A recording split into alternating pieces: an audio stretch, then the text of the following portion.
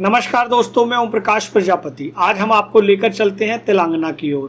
तेलंगाना राज्य के करीमनगर जिले मानकोंडूर मंडल के गट्टू दुद्देनपल्ली गांव के जिला परिषद उच्च विद्यालय में तेलुगु एवं हिंदी दिवस के उपलक्ष्य में विद्यार्थियों की सृजनात्मकता का प्रतीक बनी हरिविल्लु इंद्रधनुष पुस्तक का भव्य विमोचन किया गया। तेलुगु हिंदी दुई भाषाओं में प्रकाशित हरिविल्लु इंद्रधनुष संकलन में विद्यार्थियों द्वारा लिखी गई कविताएं, निबंध, कहानियां एवं अनुभव स्थान पाए हैं। विद्यार्थियों की प्रतिभा को उजागर करने में शिक्षकों का योगदान विशेष रूप से उल्लेखनीय रहा।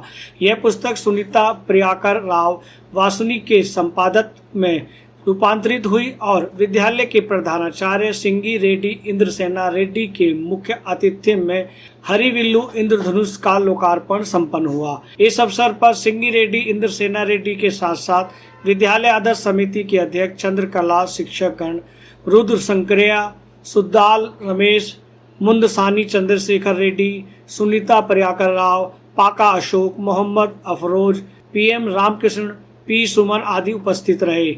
विद्यालयों, अभिभावकों और गांव के वरिष्ठ नागरिकों ने भी भाग लेकर कार्यक्रम को सफल बनाया। अपने विचार व्यक्त करते हुए वक्ताओं ने कहा, विद्यार्थियों की रचनाएं उनकी चिंतन संपन्नता का दर्पण है। इस प्रकार की सृजनात्मक गतिविधियां उनके आत्मविश्वास को बढ़ाती हैं और भविष्य में उन्हें ऊंचाइयों तक पहुंचाने की प्रेरणा देती हैं। साथ ही शिक्षकों के प्रोत्साहन से ही इस ग्रंथ का प्रकाशन संभव हुआ। यह विशेष रूप से सराहनीय है। दोस्तों, आपने देखा कि तेलंगाना में एक पुस्तक का लोकार्पण हुआ जो हरिविल्लु इंद्रधनुष पुस्तक नाम है, और ये पुस्तक विमोचन आपको कैसा लगा, हमें आपके कमेंट्स इस वीडियो के कमेंट्स बॉक्स में चाहिए। नमस्कार। సభాయ నమః। ఈరోజు మన కార్యక్రమమైనటువంటి తెలుగు భాషా దినోత్సవము, హిందీ భాషా దినోత్సవంతో పాటు హరివిల్లు పుస్తక ఆవిష్కరణ అందరికీ కూడా శుభాకాంక్షలు తెలుపుతూ ఇప్పటిదాకా మనం తెలుగు దినోత్సవం గురించి కూడా మాట్లాడుకుందాం। హిందీ భాష, హిందీ ఏకతా की जान है, देश की शान है। హిందీ ఏకతా की जान है, देश की शान है। మరి మన హిందీ దినోత్సవం అనేది ఎప్పుడు అంటే 1949 స్వతంత్రం వచ్చిన తర్వాత కూడా డాక్టర్ బిఆర్ అంబేద్కర్ రాసినటువంటి రాజ్యాంగం లోపల 343 అధ్యయనం ప్రకారము ఒకటి ప్రకారంగా కూడా దీన్ని రాజభాషకి సాత్ సాత్ भी రాష్ట్రీయ భాష మన రాజభాషగా కూడా గుర్తింపు పొందడం అనేది జరిగింది।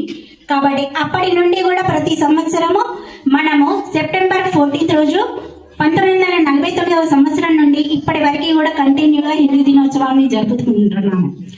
అదేవిధంగా ఒక హిందీ భాష అనేది అంటే అప్పుడు మహాత్మా గాంధీ స్వతంత్ర ఉద్యమం లోపల ముఖ్యమైనటువంటి భాష ఏంటిది అంటే హిందీ। దేశాన్ని మొత్తం ఒకటే ప్రజలందరినీ కూడా ఎక్కువ సంఖ్య లోపల మరి హిందీ భాష ఎందుకు రాష్ట్రీయ భాషగా మారింది అని అంటే ఎక్కువ సంఖ్య లోపల అంటే ఉన్నటువంటి రాష్ట్రాలన్నింటిలో లోపల దాదాపు 12 రాష్ట్రాలకు ఎక్కువగా కూడా హిందీ అనేది ఎక్కువ మాట్లాడతారు కాబట్టి అప్పటి నుండి కూడా అందుకే రాజభాషగా కూడా దీన్ని తీసుకున్నారు। మన దేశానికి స్వతంత్రానికి తీసుకురావడం లోపల మహాత్మా గాంధీ ఉపయోగించినటువంటి భాష ఏంటిది అంటే హిందీ అనేది అందరినీ కూడా ఒకటిగా తీసుకొని మన స్వతంత్రోద్యమం లోపల ముఖ్య పాత్ర వహించింది కాబట్టి దీన్ని రాష్ట్రీయ భాషతో పాటు రాజభాషతో పాటు రాష్ట్రీయ భాష, రాజభాష, రాష్ట్రీయ భాష और రాజభాష। రాజభాష అంటే ఏంటి అంటే అధికార భాషగా కూడా గుర్తింపు పొందింది।